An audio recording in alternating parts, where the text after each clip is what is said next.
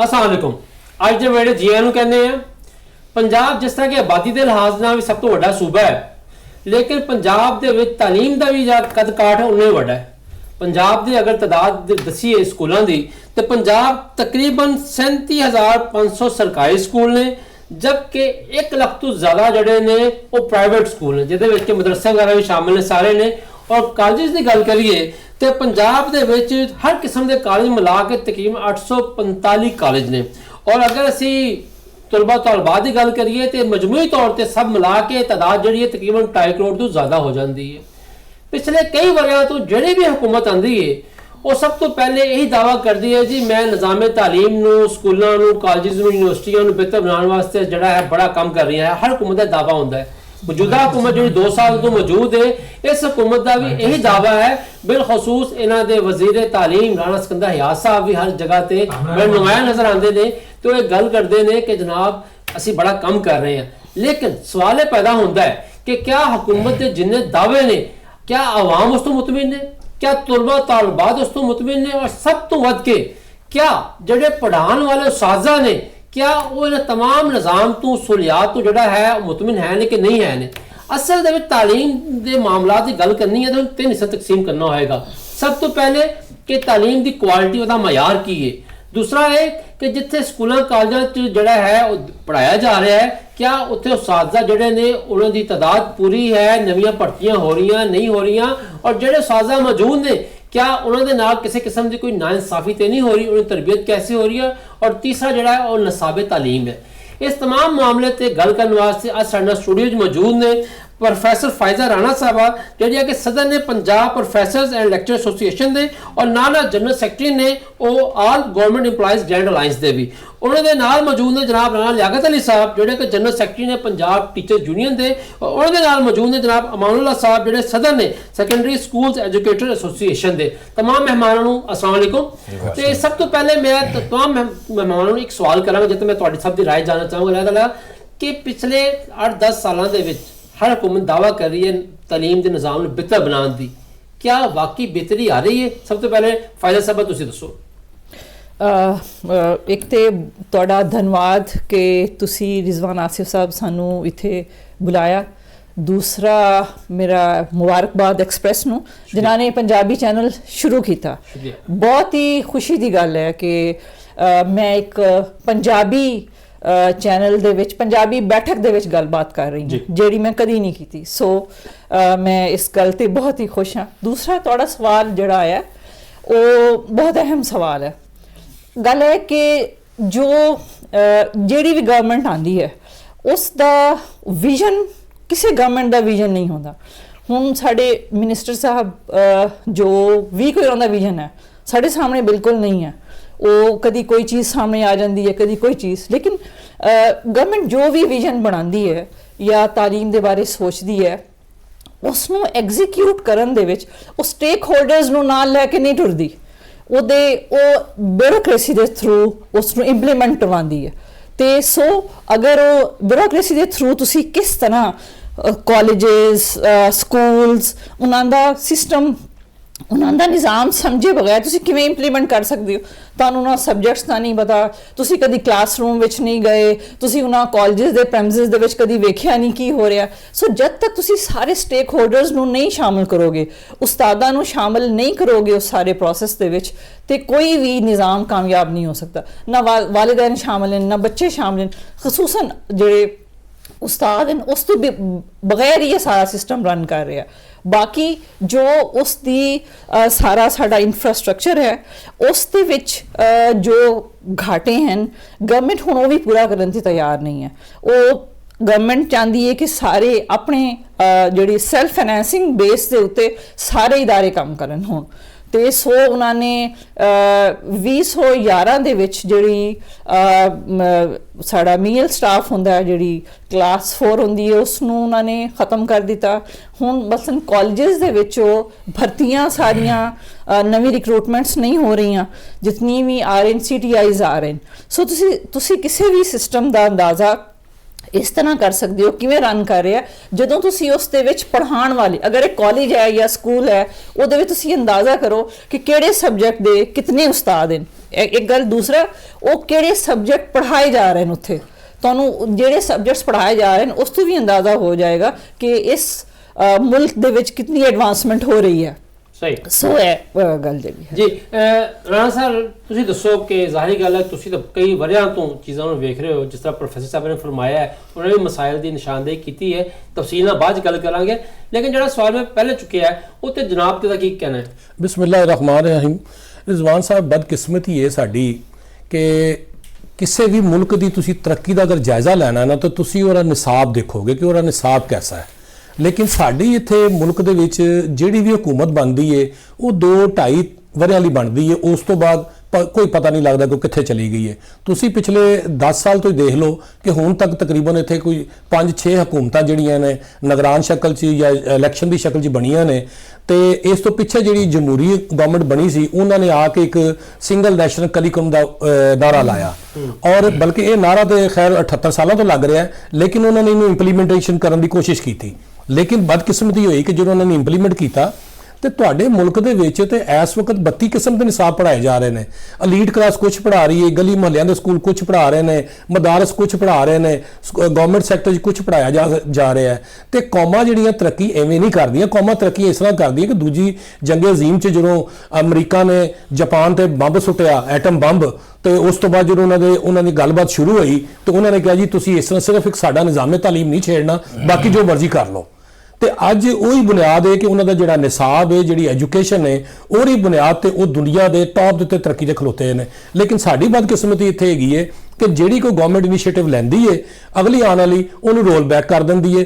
ਤੀਸਰੀ ਗੱਲ, ਅਸੀਂ ਤੇ ਨਿਸਾਬ 'ਚ ਤਬਦੀਲੀ ਵੀ ਜਿਹੜੀ ਹੈ ਬਾਹਰੋਂ ਫੰਡਿੰਗ ਤੇ ਝੰਡਿਆਂ ਦੇ ਕਰਨੇ ਆ ਕਿ ਸਾਨੂੰ ਕੋਈ ਪੈਸਾ ਦੇਵੇ ਤੇ ਅਸੀਂ ਕੋਈ ਵਫਦ ਬਣਾਈਏ ਜਾਂ ਟੀਮ ਬਣਾਈਏ, ਉਹ ਬੈਠ ਕੇ ਗੌਰ ਖੋਸ ਕਰੇ, ਤੇ ਜਿਹੜੇ ਪੈਸੇ ਦਿੰਦੇ ਨੇ ਉਹ ਨਾਲ ਸਾਨੂੰ ਆਊਟਲਾਈਨ ਵੀ ਦੇ ਦਿੰਦੇ ਨੇ ਕਿ ਜੀ ਤੁਸੀਂ ਇਸ ਤੋਂ ਬਾਹਰ ਨਹੀਂ ਜਾਣਾ।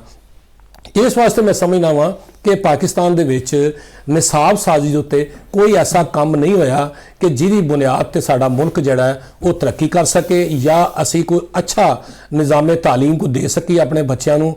ਇਸ ਤਰ੍ਹਾਂ ਹੀ ਇਹ ਡੰਗ ਟਪਾਓ ਹੈਗਾ ਕਿ ਕਿਸੇ ਨੇ 3 ਸਾਲ ਲਈ ਬਣਾ ਲਿਆ, ਕਿਸੇ ਨੇ 2 ਸਾਲ ਲਈ ਬਣਾ ਲਿਆ। ਹੁਣ ਮੌਜੂਦਾ ਗਵਰਨਮੈਂਟ ਜਿਹੜੀ ਹੈ, ਇਹਨਾਂ ਨੇ ਜਦੋਂ ਆ ਕੇ ਦੇਖਿਆ ਕਿ ਨੈਸ਼ਨਲ ਸਿੰਗਲ ਕਰਿਕੂਲਮ ਤੇ ਵੀ ਅਮਲ ਦਰਾਮਦ ਨਹੀਂ ਹੋਇਆ, ਜਦੋਂ ਇਹਨਾਂ ਨੇ ਤਬਦੀਲੀਆਂ ਕੀਤੀਆਂ ਇਹ ਮੌਜੂਦਾ ਸੈਸ਼ਨ ਦੇ ਵਿੱਚ ਹੀ, ਤਾਂ ਤੁਸੀਂ ਦੇਖਿਆ ਕਿ ਫਿਰ ਇਹਨਾਂ ਨੂੰ ਸਮਾਰਟ ਸਿਲੇਬਸ ਲਿਆਉਣਾ ਪਿਆ। ਉਹਦੇ 'ਚ ਇੰਨਾ ਕੁ ਨਿਸਾਬ ਪਾ ਦਿੱਤਾ ਗਿਆ ਸੀ ਬੱਚਿਆਂ ਲਈ ਕਿ ਬੱਚੇ ਪਰੇਸ਼ਾਨ ਹੋ ਗਏ, ਵਾਲਿदैन ਪਰੇਸ਼ਾਨ ਹੋ ਗਏ ਕਿ ਸਾਡੇ ਬੱਚੇ ਦਿਨ ਰਾਤ ਵੀ ਪੜ੍ਹਨ ਤੇ ਇਹ ਕਿਤਾਬਾਂ ਖਤਮ ਨਹੀਂ ਹੋਣੀਆਂ। ਲੇਕਿਨ ਮੌਜੂਦਾ ਵਜ਼ੀਰ ਤਾਲੀਮ ਸਾਹਿਬ ਨੂੰ ਜਦੋਂ ਅਸੀਂ ਇਸ ਵਾਲੇ ਤਵੱਜੋ ਦਿਵਾਈ ਉਹਨਾਂ ਨੇ ਫਿਰ ਟੀਚਰਸ ਨੂੰ ਵੀ ਸ਼ਾਮਲ ਕੀਤਾ, ਪੇਰੈਂਟਸ ਨੂੰ ਵੀ ਸ਼ਾਮਲ ਕੀਤਾ, ਪ੍ਰਾਈਵੇਟ ਸੈਕਟਰ ਨੂੰ ਵੀ ਸ਼ਾਮਲ ਕੀਤਾ। ਉਹਨਾਂ ਕਮੇਟੀਆਂ ਦੇ ਜ਼ਰੀਏ ਫਿਰ ਇੱਕ ਸਮਾਰਟ ਸਿਲੇਬਸ ਜਿਹੜਾ ਕਿ ਦੁਬਾਰਾ ਸਕੂਲਾਂ 'ਚ ਭੇਜਿਆ ਗਿਆ। ਹੁਣ ਅਗਲੇ ਸਾਲ ਦੇਖਦੇ ਹਾਂ ਕਿ ਕੀ ਆਉਂਦਾ ਹੈ। ਬਦਕਿਸਮਤੀ ਸਿਰ ਮੈਂ ਕਹਾਂਗਾ ਕਿ ਅਸੀਂ 78 ਸਾਲਾਂ ਦੇ ਵਿੱਚ ਕੋਈ ਐਸਾ ਇੱਕ ਨਿਸਾਬ ਜਾਂ ਕੁਆਲਿਟੀ ਆਫ ਐਜੂਕੇਸ਼ਨ ਲਈ ਕੋਈ ਐਸਾ ਪੈਰਾਮੀਟਰ ਤਿਆਰ ਨਹੀਂ ਕਰ ਸਕੇ ਕਿ ਜਿਹੜਾ ਪ੍ਰਾਈਵੇਟ ਸੈਕਟਰ ਨੂੰ ਔਰ ਗਵਰਨਮੈਂਟ ਸੈਕਟਰ ਨੂੰ ਔਰ ਮਦਾਰਸ ਨੂੰ, ਇਹਨਾਂ ਸਭ ਨੂੰ ਇੱਕ ਲਾਈਨ ਤੇ ਲੈ ਕੇ ਚੱਲ ਸਕੇ। ਸਹੀ। ਅਮਾਨੁੱਲਾ ਸਾਹਿਬ, ਮੈਂ ਇੱਕ ਐਡ ਕਰਨਾ ਚਾਹਾਂ ਜੀ ਫਰਮਾਓ ਜੀ। ਨਿਸਾਬ ਦੇ ਹਵਾਲੇ ਨਾਲ ਇੱਕ ਗੱਲ ਜਿਹੜੀ ਰਾਣਾ ਸਾਹਿਬ ਨੇ ਕੀਤੀ ਹੈ ਕਿ ਉਹਨਾਂ ਨੇ ਨਿਸਾਬ ਦੇ ਵਿੱਚ ਜਿਹੜੇ ਟੀਚਰਸ ਨੂੰ ਬੁਲਾਇਆ, ਮਤਲਬ ਕਾਲਜ ਟੀਚਰਸ ਨੂੰ ਬੁਲਾਇਆ ਤੇ ਉਹਨਾਂ ਨੂੰ ਕਿਹਾ ਕਿ ਤੁਸੀਂ ਪੈਕਟਾ ਵਾਲਿਆਂ ਨੇ ਕਿ ਤੁਸੀਂ ਕੰਟੈਂਟ ਨੂੰ ਨਹੀਂ ਛੇੜਨਾ, ਤੁਸੀਂ ਸਿਰਫ ਇਮਲਾ ਵਗੈਰਾ ਠੀਕ ਕਰਨੀ ਹੈ। ਤੇ ਸਾਡੇ ਕਾਲਜ ਟੀਚਰ ਜਾਂਦੇ ਰਹੇ ਤੇ ਅਸੀਂ ਯਾਨੀ ਉਹਦਾ ਕੰਟੈਂਟ ਹੀ ਠੀਕ ਨਹੀਂ ਹੈ। ਤੇ ਬੁਨਿਆਦੀ ਤੌਰ ਤੇ ਤੁਸੀਂ ਕੰਟੈਂਟ ਹੁਣ ਅੱਜ ਦਾ ਜਦੀਦ ਕੰਟੈਂਟ ਕਿਸ ਤਰ੍ਹਾਂ ਦਾ ਹੋਣਾ ਚਾਹੀਦਾ, ਜਿਸ ਦੇ ਵਿੱਚ ਤੁਸੀਂ ਵਿਮਨ ਦੀ ਰਿਸਪੈਕਟ ਸਿਖਾਓ, ਵਿਮਨ ਦੀ ਪੜ੍ਹਾਈ ਲਿਖਾਈ, ਫਿਰ ਐਨਵਾਇਰਨਮੈਂਟਲ ਜਿਹੜੇ ਇਸ਼ੂਜ਼, ਬਹੁਤ ਸਾਰੇ ਇਸ਼ੂਜ਼ ਹਨ ਜਿਹੜੇ AI ਰਿਲੇਟਡ ਇਸ਼ੂਜ਼ ਵਗੈਰਾ ਸਾਹਮਣੇ, ਉਹ ਹੀ ਨਹੀਂ ਹੈ ਉਸ ਦਾ ਹਿੱਸਾ। ਮਾਮਲਾ ਸਾਹਿਬ, ਤੁਸੀਂ ਦੱਸੋ, ਜਿਹੜਾ ਪਹਿਲਾ ਸਵਾਲ ਮੇਰਾ ਹੈ ਤੇ ਜਨਾਬ ਦੀ ਕੀ ਰਾਏ ਹੈ, ਕੁਆਲਿਟੀ ਆਫ ਐਜੂਕੇਸ਼ਨ, ਹਕੂਮਤਾਂ ਦੇ ਦਾਅਵੇ, ਜਨਾਬ ਕੀ ਕਹਿੰਦੇ ਨੇ? ਜੀ ਰਿਜ਼ਵਾਨ ਸਾਹਿਬ, ਤੁਹਾਡਾ ਬਹੁਤ ਬਹੁਤ ਸ਼ੁਕਰੀਆ ਕਿ ਤੁਸੀਂ ਸਭ ਤੋਂ ਅਹਿਮ ਮੌਜੂ ਕਿਸੇ ਵੀ ਮੁਲਕ ਦੀ ਤਰੱਕੀ ਦਾ ਜਿਹੜਾ ਰਾਜ਼ ਹੁੰਦਾ ਨਾ, ਉਹ ਉਹਦੀ ਤਾਲੀਮ ਦੇ ਵਿੱਚ ਹੁੰਦਾ ਹੈ ਔਰ ਉਹਦੇ ਨਾਲ ਹੀ ਮੁਲਕ ਅੱਗੇ ਵੱਧਦੇ ਨੇ।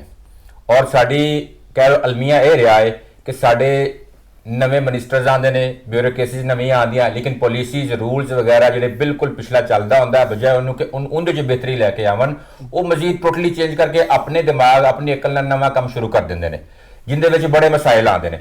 ਕੁਝ ਅਲਮੀਆ ਸਾਡਾ ਇਹ ਰਿਹਾ ਹੈ ਕਿ ਐਜੂਕੇਸ਼ਨ ਦੇ ਵਿੱਚ ਜਿਹੜੇ ਸਾਡੇ 3-4 ਪਿਲਰਸ ਨੇ ਨਾ, ਵਾਲਿदैन, ਬੱਚੇ ਉਸਤਾਦ ਔਰ ਉਸ ਤੋਂ ਬਾਅਦ ਪਾਲਿਸੀ ਮੇਕਰਸ, ਇਹ ਚਾਰ ਮੇਨ ਉਹਦੇ ਕੋਰ ਪੁਆਇੰਟਸ ਨੇ। ਔਰ ਇਹਦੀ ਸਭ ਤੋਂ ਵੱਡਾ ਮਸਲਾ ਹੈ ਕਿ ਤਿੰਨਾਂ ਨਾਲ ਟੱਚਿੰਗ ਨਹੀਂ ਹੁੰਦੀ, ਤਿੰਨਾਂ ਕੋਲੇ ਪੁੱਛਿਆ ਨਹੀਂ ਜਾਂਦਾ ਕਿ ਅਸੀਂ ਕਿਸੇ ਮਾਮਲੇ ਨਾਲ ਇਹਨੂੰ ਬਿਹਤਰੀ ਕਿਵੇਂ ਲੈ ਕੇ ਆਈਏ, ਕਿਸ ਯਾਨੀ ਕਿ ਵਾਲਿदैन ਬੱਚੇ ਉਸਤਾਦ ਸਾਈਡ ਤੇ ਨੇ ਜੀ। ਬਿਲਕੁਲ, ਉਹਨਾਂ ਕੋਲ ਰਾਏ ਲਈ ਨਹੀਂ ਜਾਂਦੀ, ਟੋਟਲੀ ਉੱਤੇ ਬੈਠੇ ਆ। ਦੇਖੋ ਜੀ ਜਵਰਾਨ ਸਾਹਿਬ ਨੇ ਗੱਲ ਕੀਤੀ ਕਿਤਾਬਾਂ ਦੀ ਕਿ ਉਹਦੇ ਵਿੱਚ ਕੀ ਪ੍ਰੋਬਲਮ ਕੀ ਹੈ, ਮੈਂ ਤੁਹਾਨੂੰ ਇੱਕ ਮਿਸਾਲ ਦੇ ਕੇ ਸਮਝਾਣਾ ਕਿ ਬੁੱਕਸ ਆਈਆਂ ਜਿਵੇਂ ਕੰਪਿਊਟਰ ਦੀਆਂ, ਟੋਟਲੀ ਜਿਸ ਤਰ੍ਹਾਂ ਚੈਟ ਜੀਪੀਟੀ ਤੋਂ ਕਾਪੀ ਕਰਕੇ ਇੰਗਲਿਸ਼ ਵਰਜ਼ਨ ਨੂੰ ਉਰਦੂ ਵਰਜ਼ਨ ਲੈ ਕੇ ਆਂਦਾ ਕਿ ਮਾਊਸ ਦਾ ਤਰਜਮਾ ਜਿਹੜਾ ਉਰਦੂ ਦੇ ਵਿੱਚ ਚੂਹਾ ਲਿਖਿਆ ਹੋਇਆ ਕਿਤਾਬ ਦੇ ਵਿੱਚ। ਅੱਛਾ, ਹਾਂਜੀ, ਇਹ ਮੌਜੂਦ ਸੀ ਔਰ ਦੁਬਾਰਾ ਇਹਦੇ ਤੇ ਬੜਾ ਸ਼ੋਰ ਡਾਲਿਆ ਗਿਆ ਕਿ ਤੁਸੀਂ ਕਮ ਅਜ਼ ਕਮ ਦੇਖੇ ਜਾਓ ਕਿ ਆਇਆ ਇਹ ਬੱਚੇ ਪੜ੍ਹ ਸਕਦੇ, ਕਵਰ ਕਰ ਸਕਦੇ ਨੇ ਕਿ ਨਹੀਂ ਕਰ ਸਕਦੇ।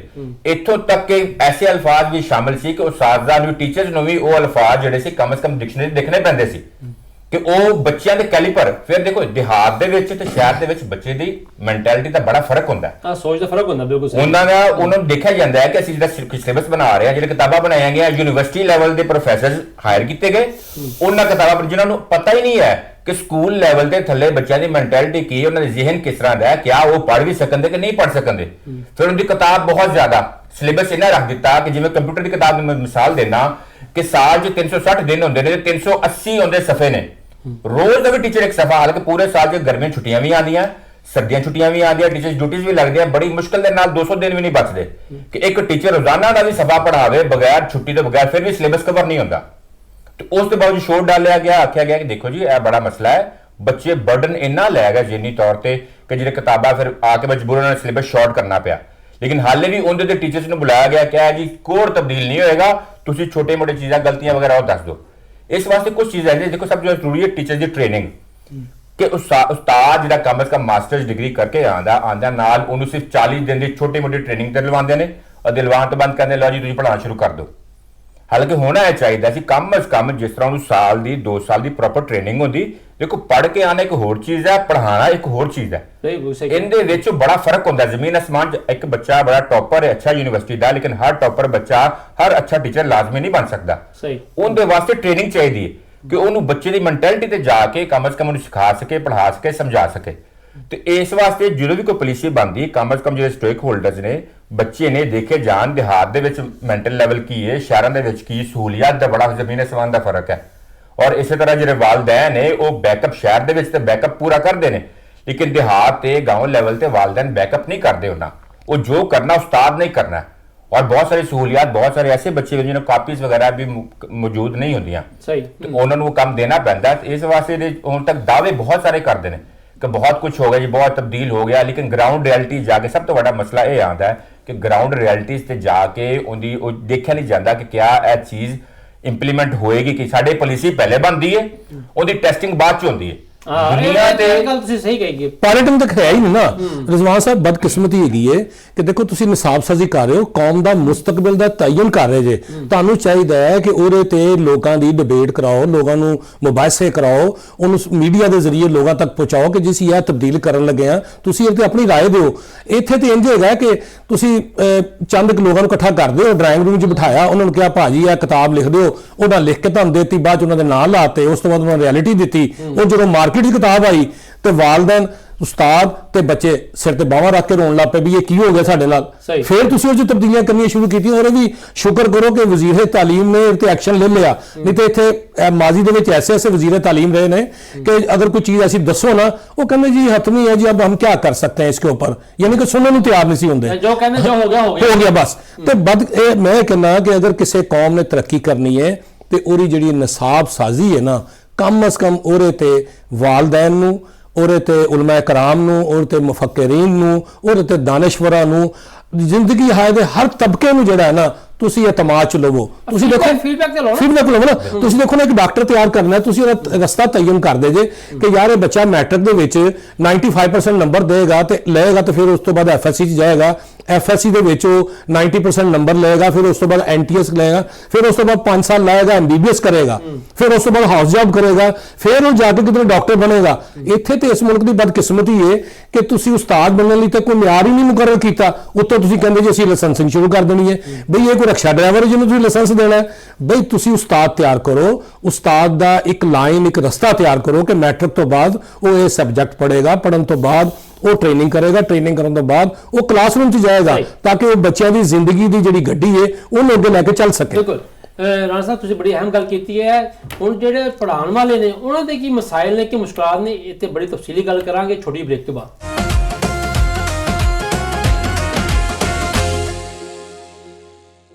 ਬਾਅਦ ਵਾਪਸ ਜੀ ਆਇਆ ਨੂੰ। ਅੱਛਾ ਪ੍ਰੋਫੈਸਰ ਸਾਹਿਬ, ਪਹਿਲੇ ਅਸੀਂ ਤਾਲੀਮ ਦੀ ਕੁਆਲਿਟੀ ਦੀ ਗੱਲ ਕਰ ਲਈਏ, ਲੇਕਿਨ ਗੱਲ ਉਹੀ ਹੈ ਜਿਹੜੀ ਪਹਿਲੇ ਵੀ ਗੱਲ ਤੁਸੀਂ ਲੋਕ ਕਰ ਰਹੇ ਸੀਗੇ ਕਿ ਜਿਹੜਾ ਪੜ੍ਹਾਉਣ ਵਾਲਾ ਹੈ ਜਦ ਤੱਕ ਉਹ ਤਿਆਰ ਨਹੀਂ ਹੋਏਗਾ ਪੂਰੀ ਤਰ੍ਹਾਂ, ਉਹਦੇ ਨਾਲ ਨਾ ਇਨਸਾਫੀਆਂ ਖਤਮ ਨਹੀਂ ਹੋਣਗੀਆਂ, ਉਹਦੇ ਨਾਲ ਇੱਕ ਜਿਹੜੀ ਤਾਦਾਦ ਸੈਕਸ਼ਨ ਨੇ ਉਹ ਪੂਰੀ ਨਹੀਂ ਹੋਏਗੀ ਤੇ ਕੁਆਲਿਟੀ ਕਿੱਥੋਂ ਆਏਗੀ।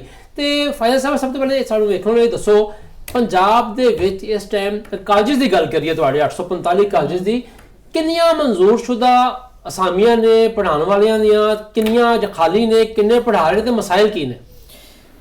ਸਾਡੇ ਕਾਲਜਸ ਦੇ ਵਿੱਚ ਜਿਹੜੇ ਆਮ ਕਾਮਰਸ ਕਾਲਜ ਕੱਢ ਕੇ 23,000 ਪੋਸਟਾਂ ਸੈਂਕਸ਼ਨ ਹਨ ਤੇ ਹੁਣ ਲਗਭਗ 17 ਤੋਂ 18,000 ਦੇ ਦਰਮਿਆਨ ਲੋਕ ਇਸ ਟਾਈਮ ਪੜ੍ਹਾ ਰਹੇ ਨੇ। ਤੇ ਜਿਹੜਾ ਘਾਟਾ ਪੂਰਾ ਕੀਤਾ ਜਾਂਦਾ ਹੈ ਹੁਣ ਉਹ CTIs ਯਾਨੀ ਇੰਟਰਨਸ ਨਵੇਂ ਜਿਹੜੇ ਰੱਖ ਕੇ ਤੇ ਉਹ ਜਿਹੜੇ 10 ਮਹੀਨੇ ਵਾਸਤੇ ਰੱਖੇ ਗਏ ਇਸ ਤਰ੍ਹਾਂ ਉਹਨਾਂ ਨੂੰ ਪੂਰਾ ਕੀਤਾ ਗਿਆ। ਕੱਚਿਆਂ ਤੇ ਰੱਖਿਆ ਉਸਤਾਦ ਕੀ ਪੜ੍ਹਾਏਗਾ ਪ੍ਰੋਫੈਸਰ? ਉਹ ਇਹੀ ਮਸਲਾ ਹੈ ਕਿ ਉਹਨਾਂ ਨੂੰ ਬਹੁਤ ਸਾਰੇ ਜਿਹੜੇ ਪ੍ਰਿੰਸੀਪਲਸ ਨੂੰ ਤੇ ਟੀਚਰਸ ਨੂੰ ਬਹੁਤ ਸਾਰੇ ਮਸਲੇ ਆ ਰਹੇ ਨੇ ਕਿਉਂਕਿ ਉਹ ਬੱਚੇ ਦੇ ਰਿਜ਼ਲਟ ਦੇ ਜ਼ਿੰਮੇਦਾਰ ਵੀ ਨਹੀਂ ਹਨ ਤੇ ਉਹ ਕਿਸ ਤਰ੍ਹਾਂ ਫਿਰ ਉਹਨਾਂ ਦੀ ਜਿਸ ਤਰ੍ਹਾਂ ਹੁਣੇ ਟ੍ਰੇਨਿੰਗ ਦੀ ਗੱਲ ਹੋ ਰਹੀ ਸੀ, ਉਹਨਾਂ ਦੀ ਬੇਸਿਕ ਟ੍ਰੇਨਿੰਗ ਵੀ ਨਹੀਂ ਹੈ ਪੜ੍ਹਾਉਣ ਦੀ ਤੇ ਉਹ ਲੋਕ ਯਾਨੀ ਨਵੀਂ ਰਿਕਰੂਟਮੈਂਟ ਦੀ ਬਜਾਏ ਜਿਹੜੀ ਗਵਰਨਮੈਂਟ ਹੈ ਉਹ ਉਹੀ ਡੰਗ ਟਪਾਓ ਜਿਹੜਾ ਹੈ ਉਹੀ ਕੰਮ ਕਰ ਰਹੀ ਹੈ। ਇਹ ਤੇ ਲਫ਼ਜ਼ ਉਸਤਾਦ ਦਾ ਇਸਤੇਮਾਲ ਨਹੀਂ ਕਰਨਾ ਚਾਹੀਦਾ, ਦਿਹਾੜੀ ਵਾਲਾ ਕੰਮ ਹੋ ਗਿਆ ਇਹ ਤੇ, ਦਿਹਾੜੀਦਾਰ ਹੋ ਗਿਆ। ਯਾਨੀ ਜਿਹੜੀ ਵੇਖੋ ਨਾ ਜਿਹੜਾ ਪੜ੍ਹਨ ਤੇ ਪੜ੍ਹਾਉਣ ਦਾ ਅਮਲ ਹੈ, ਵੇਖੋ ਸਾਡੀ ਕਲਚਰ ਦੇ ਵਿੱਚ ਕਿਤਨਾ ਉਸ ਦਾ ਉਹ ਕਿਥੇ ਮੁਰਸ਼ਦ ਹੈ ਤੇ ਉਹ ਉਹਦਾ ਸ਼ਾਗਿਰਦ ਹੈ, ਗੁਰੂ ਚੇਲਾ ਹੈ। ਸਾਡੀ ਆਪਣੇ ਕਲਚਰ ਦੇ ਵਿੱਚ ਉਸ ਦੀ ਬੜੀ ਅਹਿਮੀਅਤ ਹੈ ਉਸ ਸਾਰੇ ਕੰਮ ਦੀ, ਉਹ ਸਿੱਖਣ ਸਿਖਾਉਣ ਦੀ, ਉਹਦੇ ਯਾਨੀ ਸਾਡੇ ਰਿਲੀਜਨ ਦੇ ਵਿੱਚ ਉਸ ਨੂੰ ਕਿਸ ਤਰ੍ਹਾਂ ਲਿਆ ਗਿਆ ਹੈ। ਲੇਕਿਨ ਗਵਰਨਮੈਂਟ ਦੀ ਇਹ ਪ੍ਰਾਇੋਰਟੀ ਨਹੀਂ ਹੈ, ਤਾਲੀਮ ਗਵਰਨਮੈਂਟ ਦੀ ਪ੍ਰਾਇੋਰਟੀ ਹੀ ਨਹੀਂ ਹੈ, ਉਹਨਾਂ ਦੀ ਪ੍ਰਾਇੋਰਟੀ ਤੇ ਹੋਰ ਤਰ੍ਹਾਂ ਦੀਆਂ ਚੀਜ਼ਾਂ ਹਨ। ਤੇ ਅਗਰ ਅਸੀਂ ਆਪਣੇ ਤੇ ਆਈਏ ਤੇ ਤੁਸੀਂ ਹੁਣੇ ਇਨਜਸਟਿਸ ਦੀ ਗੱਲ ਕੀਤੀ ਹੈ ਤੇ ਮੈਂ ਅਗਰ ਗੱਲ ਕਰਾਂ ਕਿ ਇੱਕ ਨੋਟੀਫਿਕੇਸ਼ਨ ਗਵਰਨਮੈਂਟ ਨੇ ਕੀਤਾ 2 ਦਸੰਬਰ 2024 ਨੂੰ ਤੇ ਉਸ ਦੇ ਅੰਡਰ ਜੋ ਸਾਡੀ 40 ਤੋਂ 50% ਜਿਹੜੀ ਪੈਨਸ਼ਨ ਦਾ ਕੱਟ ਲਾਤਾ ਗਿਆ।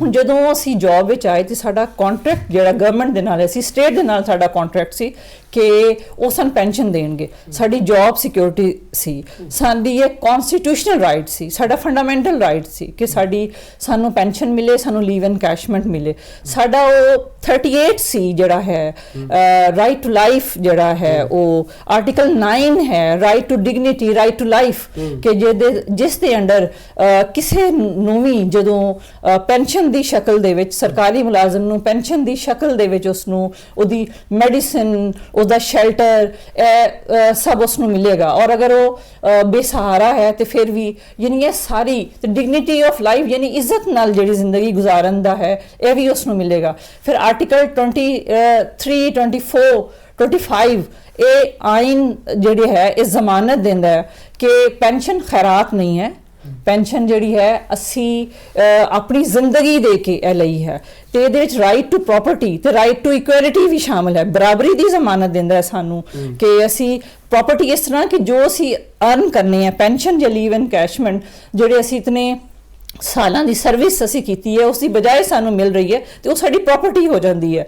ਇਹ ਸਾਰੀਆਂ ਚੀਜ਼ਾਂ ਪੈਨਸ਼ਨ ਤੇ ਲੀਵ ਐਨਕੈਸ਼ਮੈਂਟ ਜਦੋਂ ਗਵਰਨਮੈਂਟ ਸਾਡੇ ਕੋਲੋਂ ਲੈ ਲੈਂਦੀ ਹੈ ਤੇ ਉਹ ਸਾਨੂੰ ਇੱਕ ਹੋਰ ਤਬਕਾਤੀ ਤਕਸੀਮ ਪੈਦਾ ਕਰ ਰਹੀ ਹੈ ਬਹੁਤ ਜ਼ਿਆਦਾ ਤੇ ਸਾਡਾ ਜਿਹੜਾ ਹੱਕ ਹੈ ਬੁਨਿਆਦੀ ਹੱਕ ਹੈ ਉਹ ਸਾਡੇ ਕੋਲ ਲੈ ਲਈਏ। ਇਹ ਕੋਈ ਫਾਈਲਾਂ ਦਾ ਸਿਸਟਮ ਨਹੀਂ ਹੈ, ਇਹ ਜ਼ਿੰਦਗੀ ਹੈ ਉਹ ਤੇ ਸਾਡੀ ਜਿਹੜੀ ਜ਼ਿੰਦਗੀ ਨੂੰ ਤੇ ਸਵਾਲ ਚੁੱਕ ਰਹੇ ਨੇ। ਸਾਡੀ ਜਿਹੜੀ ਯਾਨੀ ਹੁਣ ਜਿਹੜਾ ਇੱਕ ਬੰਦਾ ਰਿਟਾਇਰ ਹੁੰਦਾ ਹੈ ਉਸ ਨੂੰ ਜਿਹੜਾ ਗ੍ਰੇਡ 1 ਦਾ ਮੁਲਾਜ਼ਮ ਹੈ ਉਸ ਦੀ ਕਿਤਨੀ ਇੱਕ ਪੈਨਸ਼ਨ ਹੁੰਦੀ ਹੈ, ਉਹਦੀ 18 ਤੋਂ 22,000 ਉਸ ਦੀ ਪੈਨਸ਼ਨ ਹੁੰਦੀ ਹੈ। ਉਹ 18 ਤੋਂ 22,000 ਦੇ ਨਾਲ ਕਿਸ ਤਰ੍ਹਾਂ ਜ਼ਿੰਦਗੀ ਜਿਹੜੀ ਹੈ ਉਹ ਗੁਜ਼ਾਰ ਸਕਦਾ, ਇਸ ਤੋਂ ਵੀ ਥੱਲੇ ਪੈਨਸ਼ਨ ਆ ਰਹੀ ਹੈ। ਤੇ ਹੁਣ ਤੇ ਜਿਹੜੀ ਇਹਨਾਂ ਨੂੰ ਤੇ 1 ਤੋਲਾ ਸੋਨਾ ਜਿਹੜਾ ਹੈ ਉਹ ਸਾਨੂੰ ਪੈਨਸ਼ਨ ਦੇ ਵਿੱਚ ਦੇਣਾ ਚਾਹੀਦਾ ਸੀ। ਜਾਂ ਤੁਹਾਡਾ ਖਿਆਲ 5.5 ਲੱਖ ਰੁਪਏ 1 ਤੋਲਾ ਸੋਨਾ ਹਰ ਬੰਦੇ ਦੀ ਜਿਹੜੀ ਹੈ ਉਹ ਹੋਣੀ ਚਾਹੀਦੀ ਹੈ। ਤੇ ਲੇਕਿਨ ਇਸ ਦੀ ਬਜਾਏ ਇਨਫਲੇਸ਼ਨ ਵੇਖੋ ਕਿਸ ਤਰ੍ਹਾਂ ਹੈ। ਤੇ ਅੱਛਾ, ਫਿਰ ਇਹ ਜਿਹੜਾ ਕੰਮ ਹੈ ਨਾ ਸਿੰਧ ਗਵਰਨਮੈਂਟ ਕਰ ਰਹੀ ਹੈ, ਨਾ ਬਲੋਚਿਸਤਾਨ ਦੇ ਵਿੱਚ ਹੋ ਰਿਹਾ, ਤੇ ਨਾ ਹੀ KPK ਦੇ ਵਿੱਚ ਹੋਇਆ, ਨਾ ਉੱਥੇ ਲੀਵ ਇਨਕੈਸ਼ਮੈਂਟ ਜਿਹੜੀ ਹੈ ਸਾਡੀ ਗਈ ਹੈ।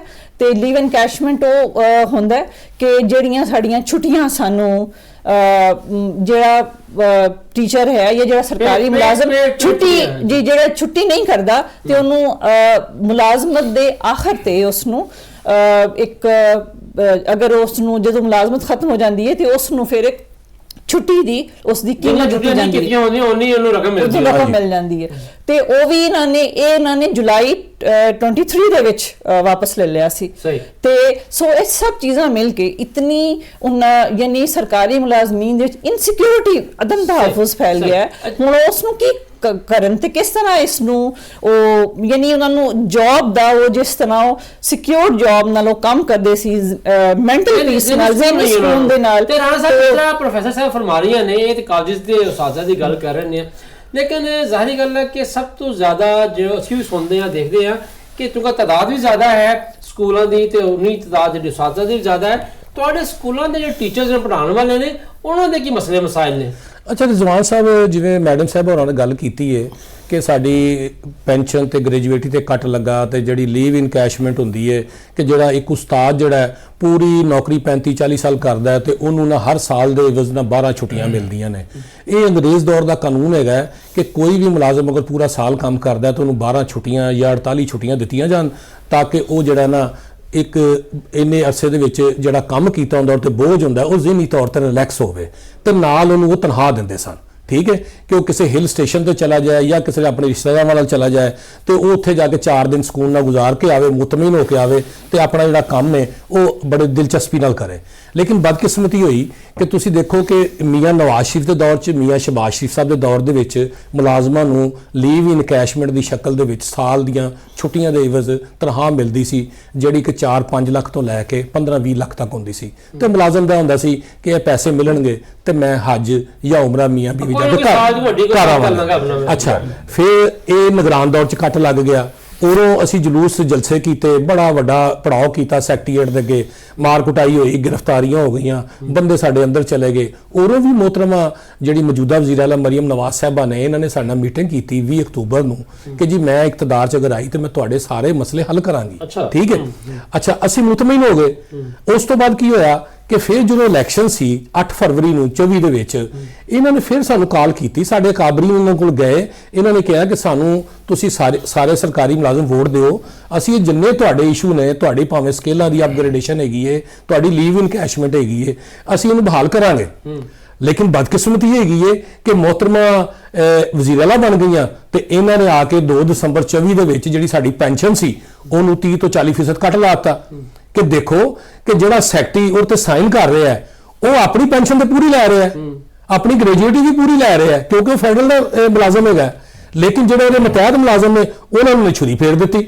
ਉਹਦੇ ਨਾਲ ਕੀ ਹੋਇਆ ਕਿ ਅੱਜ ਇੱਕ ਨਾਇਬ ਕਾਸਰ ਜਿਹੜਾ ਰਿਟਾਇਰ ਹੋ ਰਿਹਾ ਹੈ ਉਹਨੂੰ ਵਿਚਾਰੇ ਨੂੰ ਅਗਰ 10 ਲੱਖ ਮਿਲਣਾ ਸੀ ਤੇ ਉਹਨੂੰ 6 ਲੱਖ ਮਿਲਦਾ ਪਿਆ।